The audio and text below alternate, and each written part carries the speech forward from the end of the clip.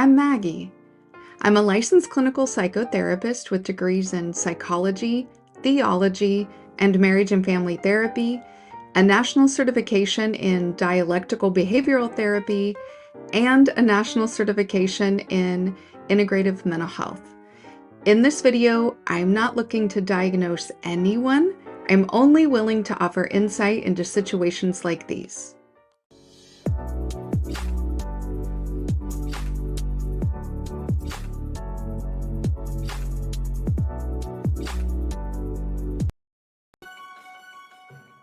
Maggie Thompson is presenting the work titled The Book of Knowledge, The Keys of Enoch, written by J.J. Hurtak. Maggie Thompson is not validating nor supporting Hurtak's views, epiphanies, visions, beliefs, or words. Maggie Thompson is simply presenting the work as written and is attempting to translate this extraordinarily esoteric work to a common vernacular and understanding.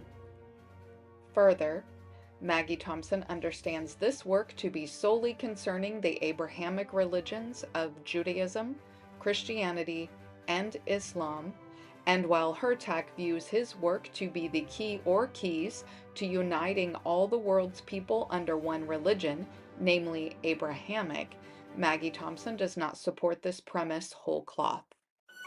However, this work does give depth and insight into the connection of physics, cosmology, biology, and spirituality, which, for the seeker of divine truth, can be invaluable for the discovery of one's place in the universe, and that may be under the hierarchy of Yahweh, the Ancient of Days, or a hierarchy that exists above or beside such deities, or none altogether. Maggie Thompson implores all seekers of knowledge to, letter A, not accept what a person of authority tells you without validation. This includes looking at critiques and the opposing views with an open mind. Letter B, accept that religion, as well as science and politics, is presented as a means of indoctrination and is always presented with the biases of the overall field or system, the authors of texts, and the presenter, whose goals are to convince you of the, quote, truth, end quote, of their premise or premises. Letter C. It is possible to take insight, truths, and information from a biased work. Any body of work for the purpose of deeper meaning and knowledge must be carefully excavated and carved to glean wisdom. And letter D. No work or bodies of work that is believed by a large group or populace of people should be dismissed out of hand simply because you do not believe it. We live in a diverse time where religious belief takes center stage in the governing of the collected masses. To truly understand the barriers and gateways to your personal success and fulfillment, you must accept that believers of any kind can and will do what is necessary to meet their goals.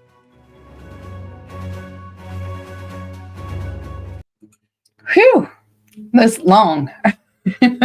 All those disclaimers. Okay, well, let's talk about it. We're going to talk about key 2-0-5, but first let me say hi to some people. Auntie is here first with the peace sign. Hi, Auntie, my favorite Auntie. Spain Man is here looking cool. Adric says it's on, and hashtag Pivot Point Wednesday. Eddie is here. Us to you as well. Adrian says, let's go. Hi, Cynical Optimist. Peace to you as well. So we are talking about key 2-0-5, and it is a long one. I don't know if you guys watched the reading, but it's a long one. Okay, so this is what the key says. The keys to future forms are cosmological constants speaking with, quote, faces of pyramids, end quotes, and triangular bipyramids and tripyramids, when a pyramid color cap is added over each face. In the great lights of the tripyramid, three bodies can be seen moving in and out of one another. The spirals of higher orders speak through, quote, wheels within wheels, end quote, and through tripyramids of energy, which move through rotational circumversion so as to create, quote, the making of a time, end quote, the artificial time warp zone. In these movements of time, forwards and reverse, a field of light is opened and high frequency bodies ascend and descend so that one universe is connected with another, and the Ophanim reveal the, quote, glories of the throne, end quote, to the servants of, quote, living man, end quote. It was a long one. It's so long. Okay. But we're going to get into it because this kind of sounds like UFOs. And it also kind of makes me think of the Dogon. If you guys haven't done any research into the Dogon, it's very, very interesting because they say that we are attached in the same way, these, attaching universes, that we are attached to, I think, Sirius B. Don't quote me on that. It's one of the Sirius, A, B, or C. So we're going to use multiple concepts, including Disney's TVA from the Loki series, to make Hertog's excessively esoteric work into something not soteric, right? And I'm going to be critiquing his premise as well as maybe offering some guidance. Yes, the star people, Eddie. So this key focuses on the making of time. Interesting, right? For anybody new or anybody watching from the clouds or in the replay gang, I always have my notes. So when you see me looking down and reading, it's so that I don't have a squirrel moment and go off.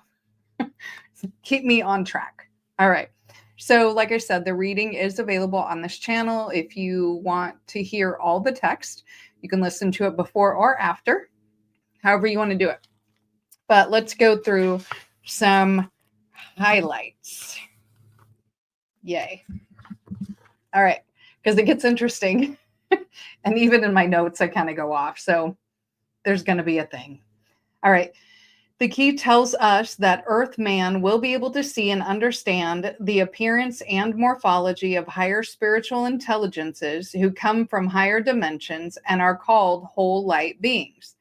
Parenthetically, they are not to be confused with non-human space intelligence from other physical worlds. How are we supposed to tell the difference? I don't know. All right, but these cosmological orders of higher intelligence will explain the beginnings of life on Earth. Okay, so listen.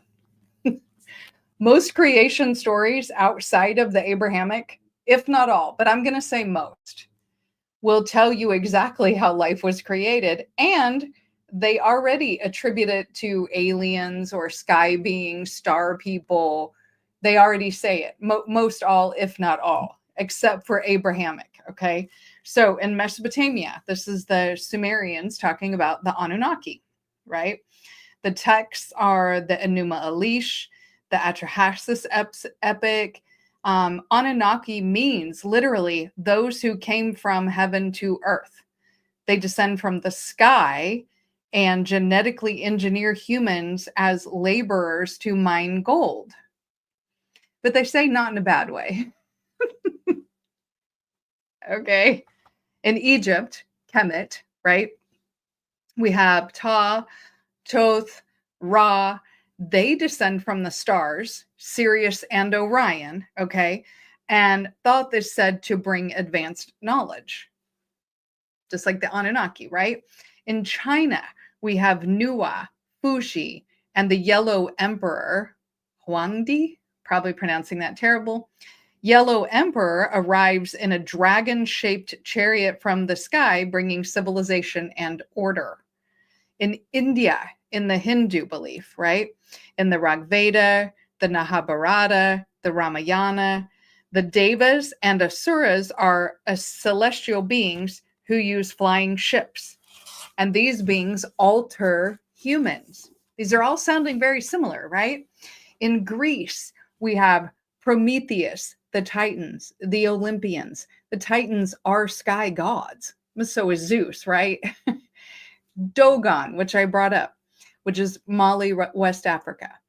Nomo are amphibious star beings. They came from Sirius B, that's what it is, in an ark, and created or modified humans, as well as brought ancient knowledge. The Dogon's knowledge of Sirius A, B, and C predates telescopes. And the Dogon had to teach the white people about Sirius.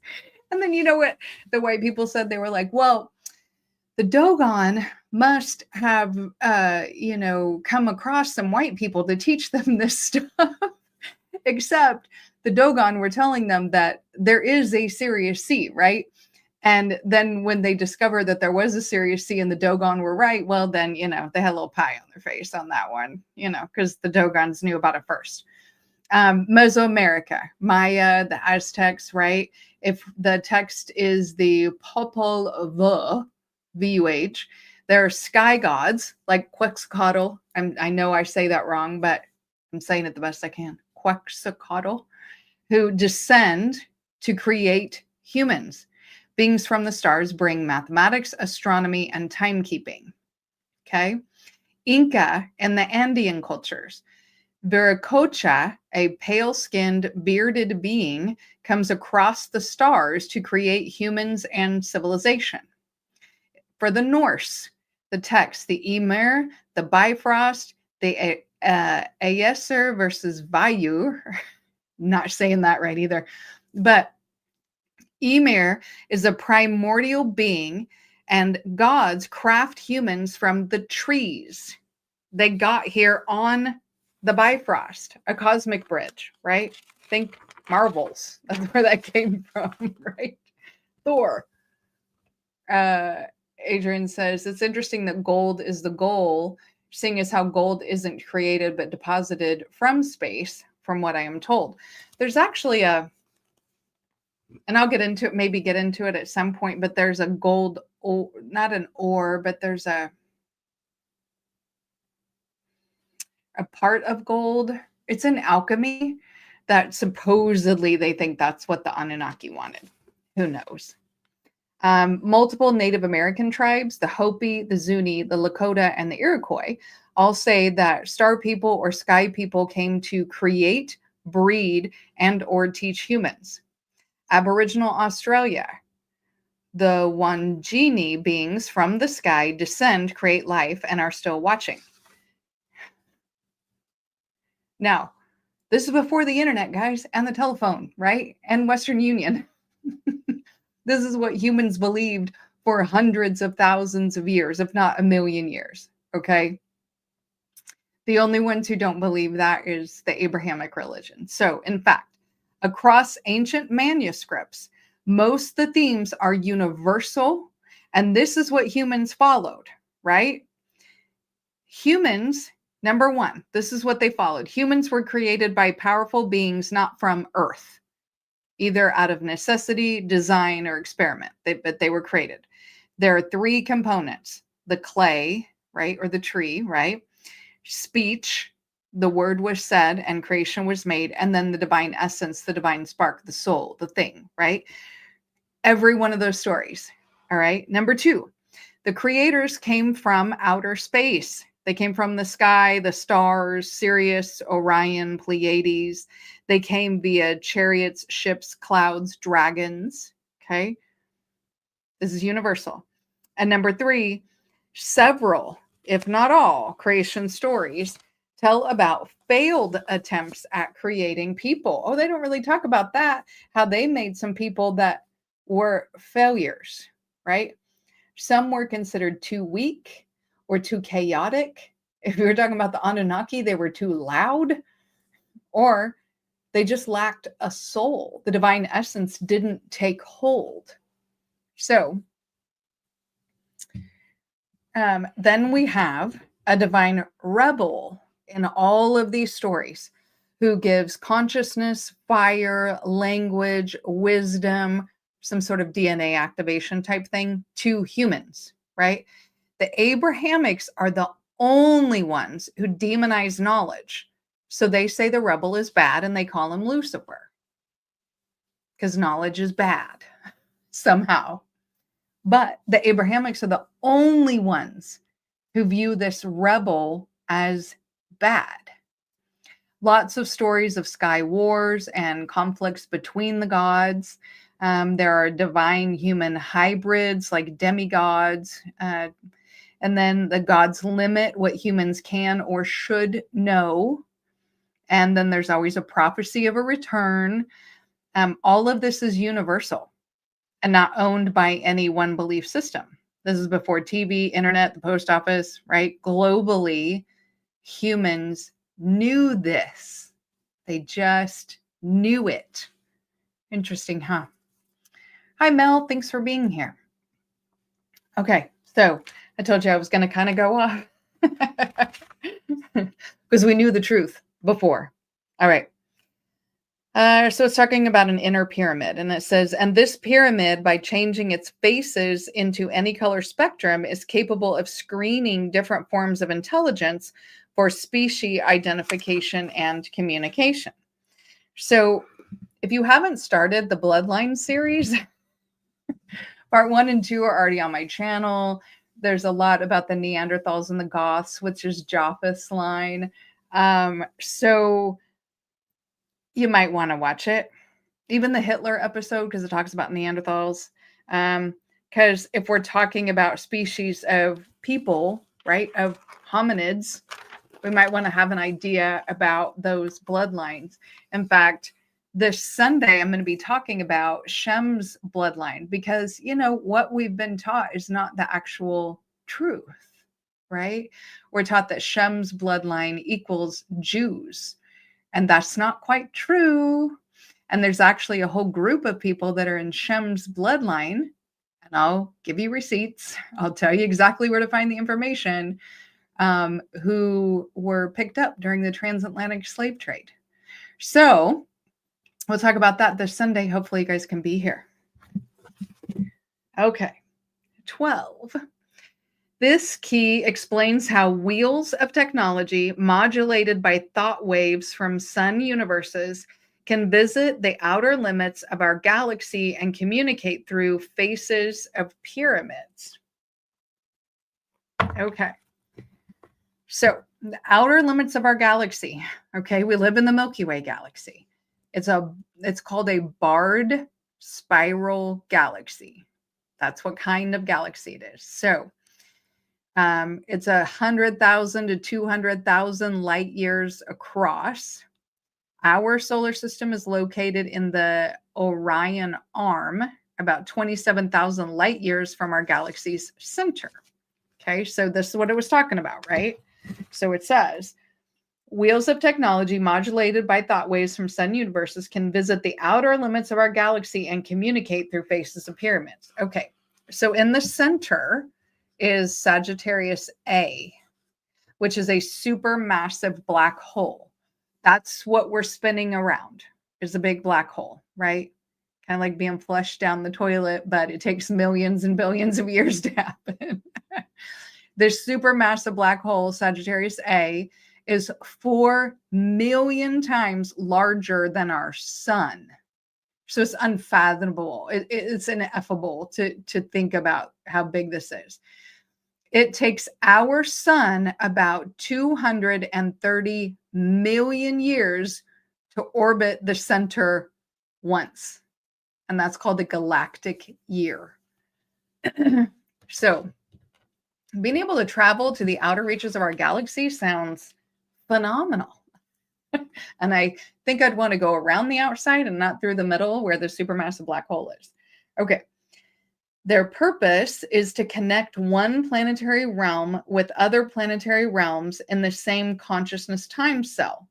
For example, they are capable of sharing 2 different density realms simultaneously so that specieshood from one density can be transferred into a different density level. That sounds like Avatar, doesn't it? Like, we're already kind of like that. You know, we are a consciousness who has been downloaded into this meat sack, which is our human body, right? We're a soul in a meat suit, but this sounds kind of like Avatar, where we can go and like download into other species. Okay.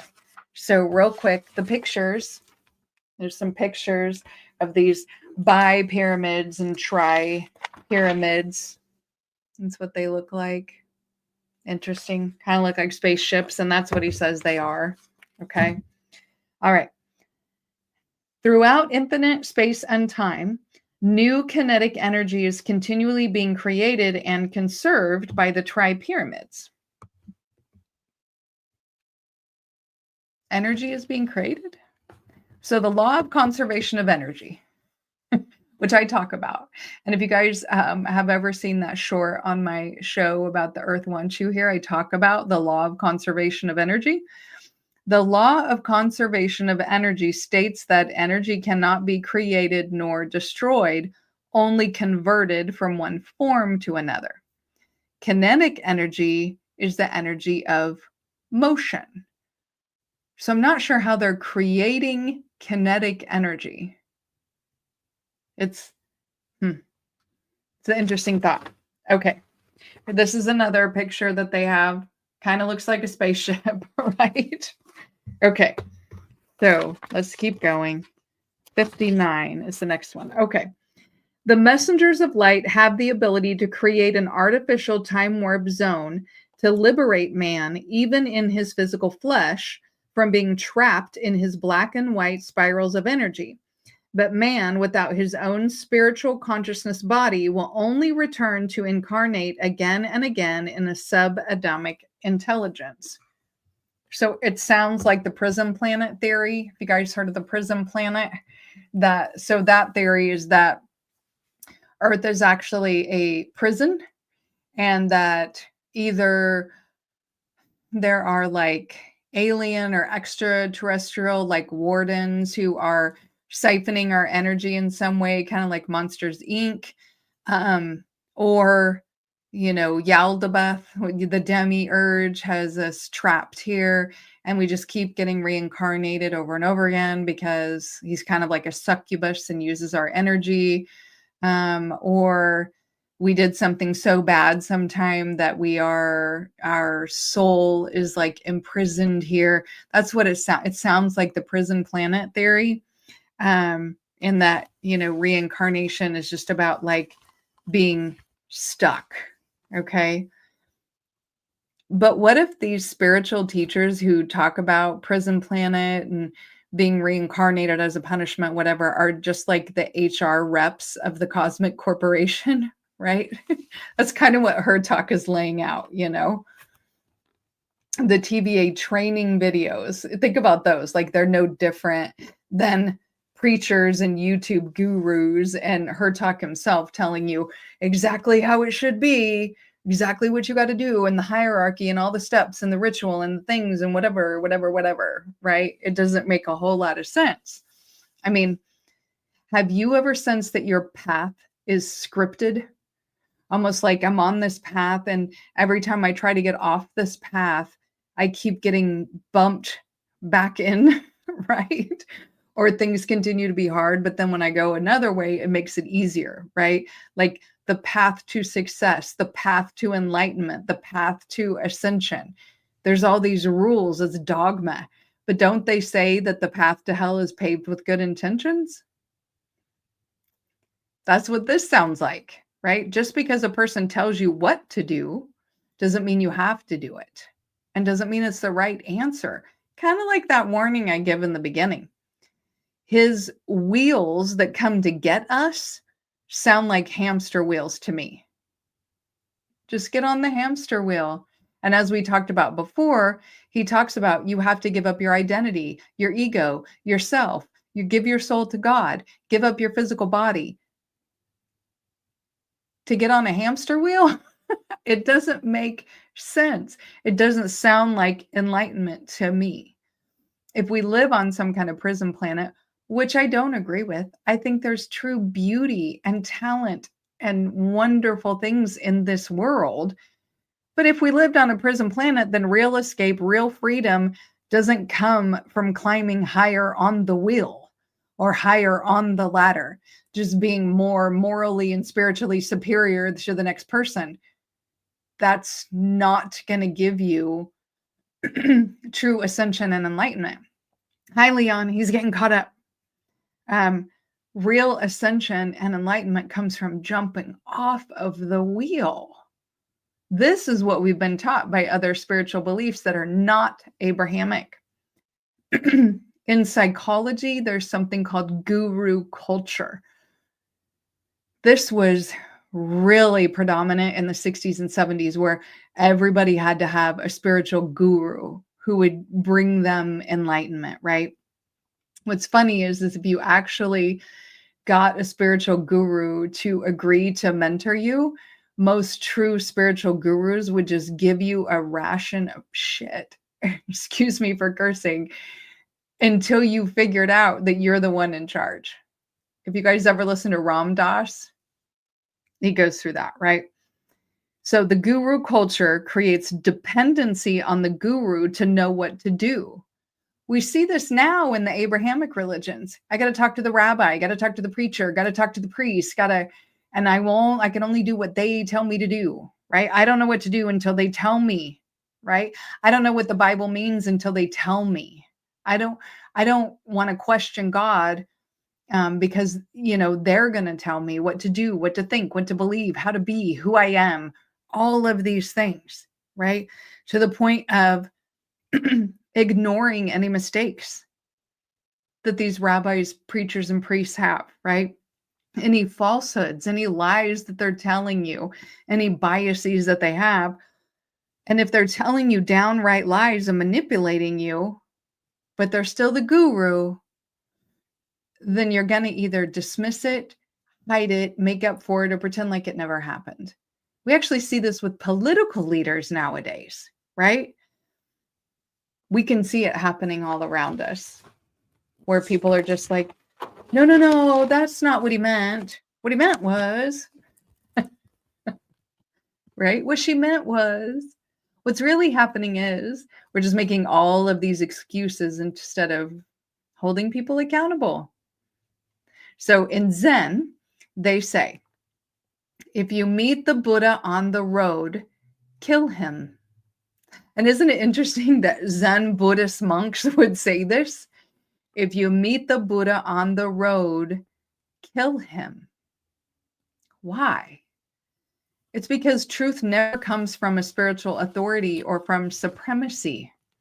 Any Buddha, any savior or guru is just your mind's creation. They are your perception of who they are. You'd never see them actually as they are. It's just your mind's creation. And clinging to it prevents your direct experience of reality. If you're waiting for the Buddha, the savior, the preacher, the president, all these people to tell you what to think, what to believe, and who you are, you will never experience reality, and you're never going to reach ascension. In fact, searching for enlightenment or meaning means you ignore what you already have, because it makes it seem like you don't have enough. Enlightenment is already in your hand. You already own it. Might be another path. Living in the now, in the here, and accepting what is creates the enlightenment you are seeking. Radical acceptance, accepting life as it is, and finding nirvana in the everyday little minor things. And if your life is not your nirvana and you can't have that peace, then change your life. You have control. Do the hard things. I say that all the time. Moving yourself and your life to support your path kills the Buddha, and it raises the God, which is you. The best teacher is the one who tells you, get out of the classroom, go find the knowledge. Thank you guys for listening tonight. It got a little woo-woo, but I think that's okay. Sometimes we need to hear it and we need to understand it, and we need to not poo-poo on spirituality, because it is part of that pyramid. to use his word, that pyramid of existence and reality. Spirituality is part of that. And again, humanity for hundreds of thousands, if not millions of years, believed something that we've been told never to believe again. So I think there's some importance to that. Think about that amount of time that humans globally had the same story. There has to be something to that. Interesting, right? Okay. So next Wednesday, we'll continue with the keys. We'll do key 2-0-6 and 2-0-7 together. So it'll be a little longer. I'll probably go off again because, I'm incorporating a little bit of tinfoil hat into some of this. But this Sunday is the show about what they refer to as Shem's line. This is a hominid line, a bloodline. And like I said, we will talk about people who call themselves Jews and say that they are Shemites or Semites, and some Semites that were actually picked up during the transatlantic slave trade and where they are now. So we'll talk all about that bloodline on Sunday. Hopefully you can be here. I hope you all have a good Wednesday. Tomorrow is Juneteenth. So if you celebrate, happy Juneteenth to you. Thanks, guys. I'm going to show you a picture of my dog. Please like the video if you haven't already. It really helps the algorithm to know what kind of things you like. Share where you think it's appropriate, especially to someone who you think needs to hear it. And don't forget to check out some of the wilder Pivot Point Wednesday shows. And last, don't forget to subscribe if you haven't already, especially if you want to break down complex concepts that make the esoteric not so teric, helping you on your journey to become your most authentic self. By subscribing, you'll join a community that thrives on curiosity and growth, and you'll never miss out on insights and some wild discussions. Let's uncover the universe together.